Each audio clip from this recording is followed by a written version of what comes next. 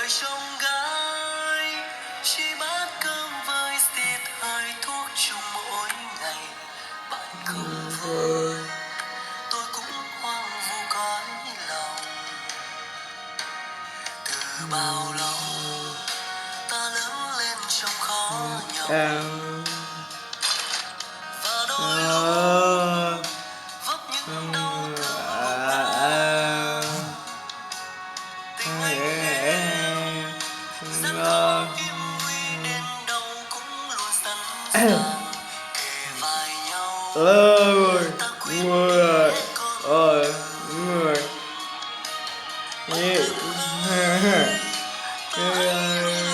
khắc ghi những giây phút này.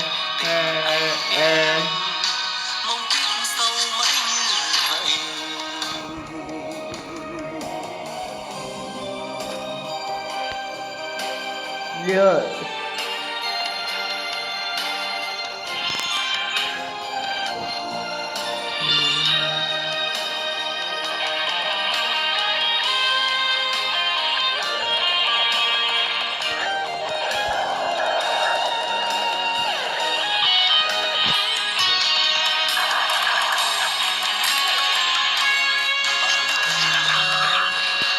Duyên số sinh ra chúng mình từ thơ đến lúc ta khôn lớn dần. Hoàng hôn xuống ta sẽ đến nụ môi khi có ai đó buồn, và ta luôn luôn vẽ trên môi tiếng cười. Đời trong gai chỉ bát cơm với xịt hơi thuốc chung mỗi ngày. Bạn không vui tôi cũng hoang vu cõi lòng. Đời anh em ta trải qua những thăng trầm, nhờ như thế mới biết ai là người tốt. Tình anh em gian khó hiểm nguy đến đâu cũng luôn sẵn sàng kề vai nhau. Ta quyết đi hết con đường. Bản thân ơi ta sẽ luôn luôn khắc ghi những giây phút này. Anh em mong kiếp sau mãi như vậy. Bản thân ơi ta sẽ luôn luôn khắc ghi những giây phút này. Tình anh em đã mãi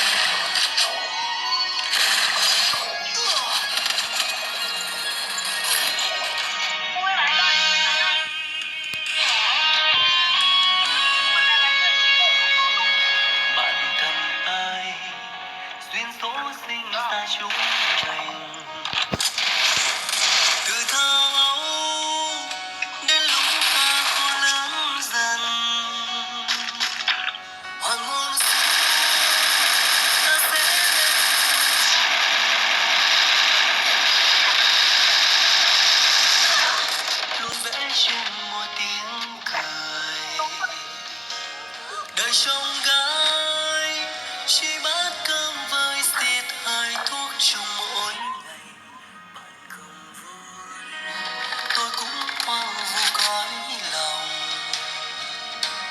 Từ bao lâu ta lớn lên trong khó lòng, và đôi lúc vấp những đau thương gục ngã. Tình anh em gian khó hiểm nguy đến đâu cũng luôn sẵn sàng kề vai nhau, ta quyết đi hết con đường. Bạn thân ơi, ta hãy luôn luôn khắc ghi những giây phút này. Tình anh em mong kiếp sau mãi như vậy.